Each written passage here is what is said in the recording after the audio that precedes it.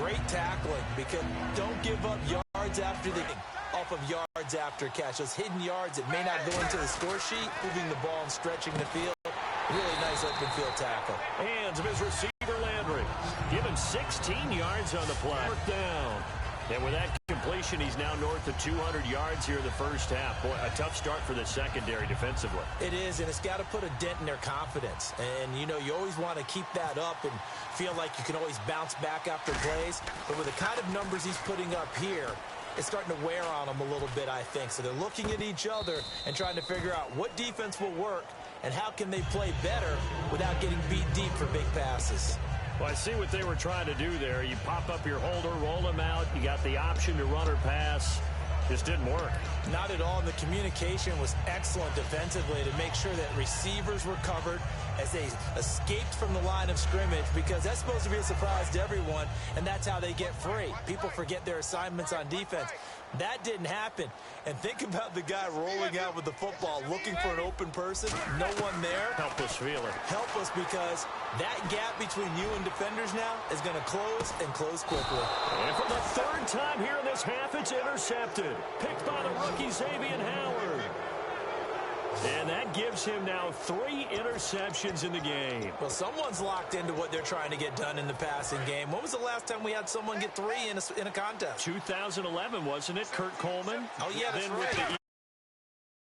With the Eagles, and I believe it's against Washington and Rex Grossman. That's correct. And that is incomplete. Jordan Cameron is tight end, the intended receiver, and that'll bring up second down. And now the Giants will stop play as they take a timeout defensively. They'll have 2 remaining as we step aside here in this second quarter. Offense still needing 10 yards. Second down. They come out with 1 back and 3 tight ends. And caught by Cameron right side. And he'll be taken down, but not before he gets into enemy territory. And now with that completion, he's north of 200 yards here in the first half. And now the Giants, they get the officials' attention and take another timeout. That's their second, so they'll have 1 remaining here in this second quarter. We'll be right back.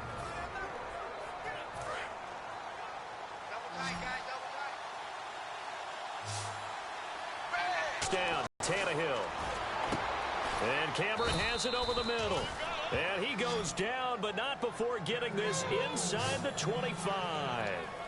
And there's a completion to the tight end. And look at the size of these players nowadays. At that spot, 6'4", 6'5", and up. A lot of guys used to be basketball players, somehow came back to football. That's really good for the game of football. You're getting better athleticism, great hand-eye coordination, guys who know how to control their bodies when they run their routes. On 1st and 10, Tannehill. And that is caught. Touchdown, Miami.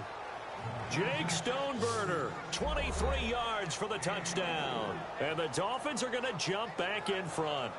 That's almost just not right. You cover everybody, but those tight ends, they can be awfully reliable. Very reliable. The defense just has to hate those guys. Just drives them crazy because oftentimes you can't match up with them. They have you either with size, speed, or maybe even just strength. And he atones for his miss the first time around as this one is up and good to extend their lead. So that drive, 4 plays, and it ends with a touchdown for the Dolphins.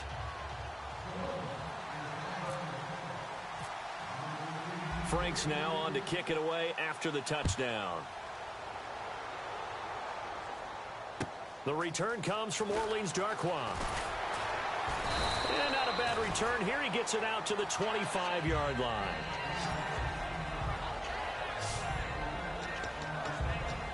New York set to take the field. And last time, 1-play interception. So this offense, they should be fresh. That's a good way of putting it.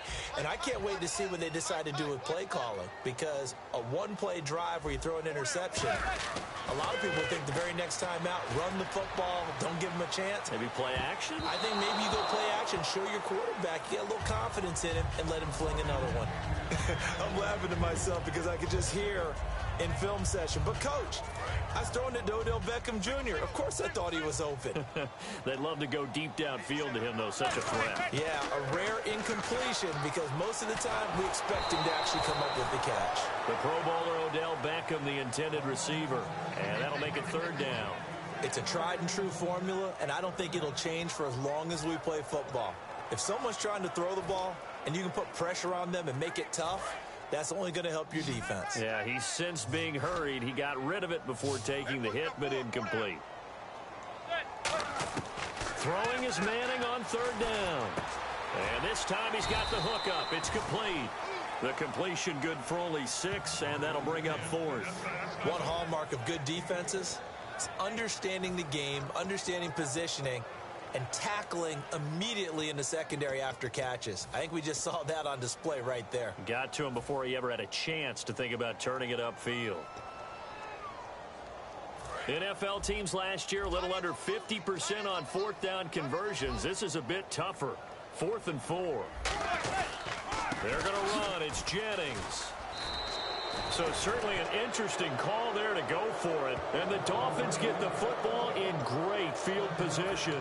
So they take a big chance here in their own territory. And you think the coach may have some questions to answer? Yeah, and, you know, normally we focus on the media, right? The social media barrage that he's going to get for this one. How about on his own sideline and in his locker room? Yeah. Because I think the team's going to look at him like, Coach, why would we go for it there? I mean, no confidence in the defense.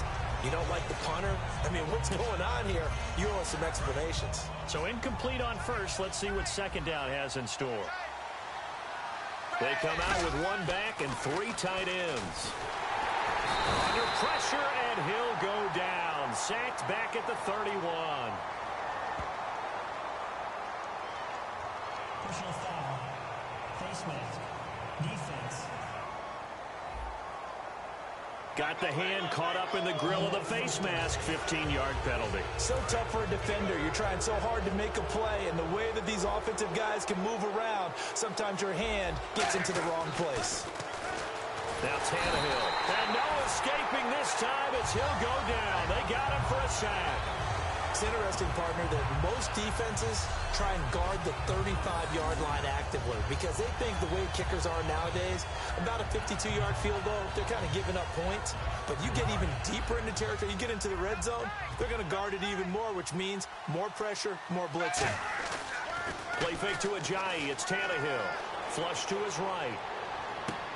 And for the third time here in this half, it's intercepted. Picked off by Janoris Jenkins. Fighting through. Well, that's now hold everything here. We're going to get a timeout by the offense. And with halftime on the horizon, they'll be out of timeouts from here forward.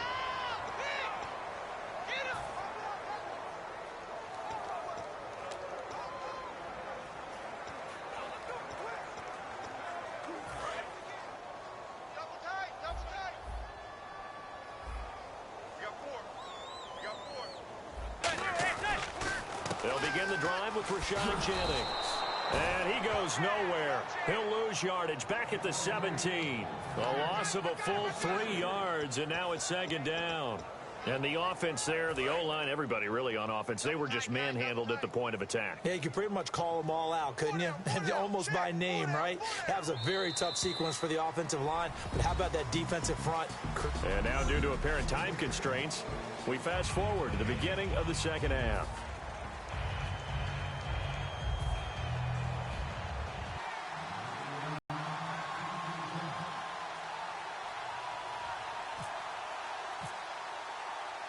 So both teams have their marching orders, and we'll get going again here in quarter number 3.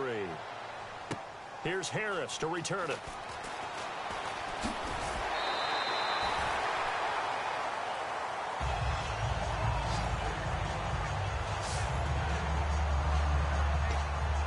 The Giants offense now, they get ready to head back on the field. They're down here, but very much in this game. What's the tonality of a coach's talk when a game is within striking distance like this at intermission? Typically, what they're doing is emphasizing the things that went well in the first half and wanting more of that. Sure, you've got to go over some of the errors and clean up some things because there's a reason you're down. But overall, I think they want to stay positive, stay up with this team. We're just starting the second half, and we've got the football. It's good. And he's hit and taken down. Eli sacked. The corner blitz gets there as he goes down for a loss of 7. Now, that was just absolute perfect man coverage. Nowhere for them to go with the football. Led to a sack. And that's really difficult to do in today's NFL with all these gazelles running around that you're trying to cover in the secondary.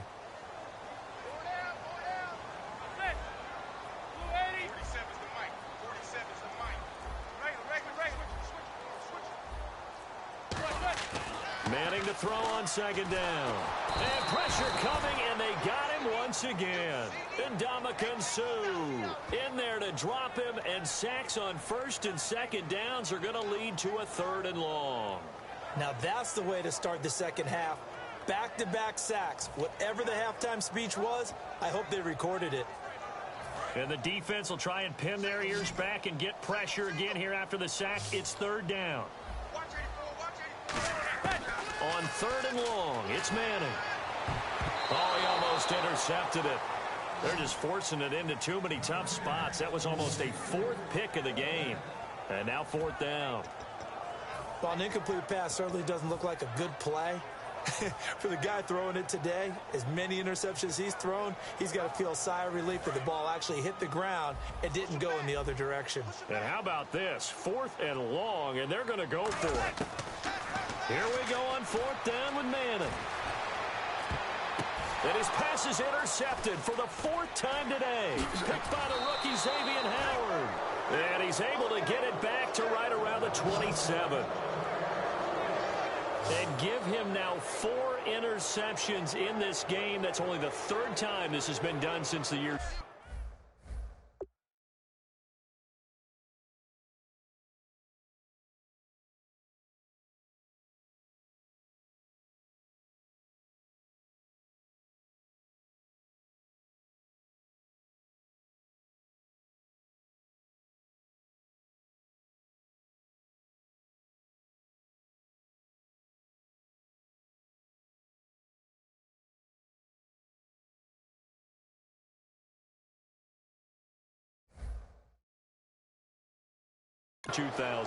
I think that tells you how much better teams have gotten at throwing the football. Because if you go all the way back to 1960, 12 times before that, there have been guys who've gotten 4 interceptions or more in a game. I mean, most recently, since 2000, Deltha O'Neal and D'Angelo Hall. Rush coming, and he's taken down. The corner blitz gets there as he goes down for a loss of 7. Now, whistles come in. We're going to get a timeout here by the offense. It's just their first, so 2 remaining as they burn one here in this 3rd quarter. Man, right now, see, I got the Giants. I'm losing for the first time. Then this man got the Dolphins from 14-19. That's what I'm really good. Here's Tannehill now on second down. Looking deep for his tight end, Cameron. Oh, yeah, you didn't catch that? Thought he might have had position, couldn't hold on. 3rd down. In this situation, it's really tough to figure out how to defend because they have plenty of room to still take deep shots at the end zone as they just did there. Yet at the same time, you've got to be ready. Bitch, you trying to run it off and say, come here, bitch. Oh, yeah, pick that ball off. Pick that ball off. Pick that ball off. Pick that ball off.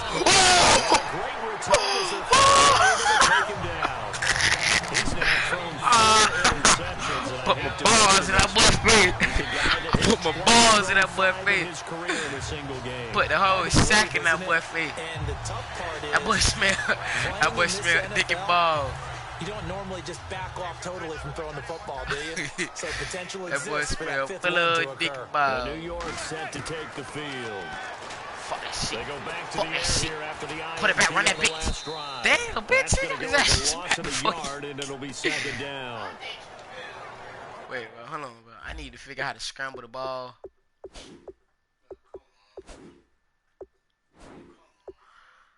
I gotta figure out how to, bro, challenge that, bro. Challenge that, bro. No, bro, I don't like the way that was, bro. Hell nah, bro. Hell nah, bro. Well, he challenged the play. It did not pay off. And that means he lost a timeout in that challenge. And as a coach, you hate that. Don't know if you took the advice of the player. You threw it yourself. but it didn't go your way. At the end of the day, it all comes back to the head coach. He has the final determination on whether to actually play or not. In this case, it didn't pay off for him. And that's got to be so heartbreaking. You So throw he's gonna that put flag, them you here probably when I feel really confident, and then all of a sudden, boom, you lose the challenge. Yeah, when you take a look at it, you're throwing that flag because you believe you're going to be right. And when it comes back the other way, you have to regroup. 3rd and 11, 5 in the secondary now. Nickel look. Oh, and this is dang. going to be incomplete. Well, to say that this has not been his game is probably a big understatement. I mean, he is all over the place. Mechanics are off, not accurate, except if you're playing on defense because they picked off a good number of passes. Back foot pressure coming, just chucking it downfield. He can't do that right now. No, you can't do that at all. And I think one of the hardest things for a guy having a day like this one is to find a way to just kind of get out of it, kind of get yourself back to neutral. Because what you try and do is make even more spectacular plays to make up for it, and it usually leads to more bad ones. Well, they've got the slim deficit, decided to go for it, hoping to keep the football score and erase that deficit. But, boy, deep in their own territory like that. Let's just say that with that call, me and the head coach will agree to disagree. All right? But he knew he wanted to be aggressive there, as you pointed out. So I guarantee he told his defensive coordinator, have your guys up and ready.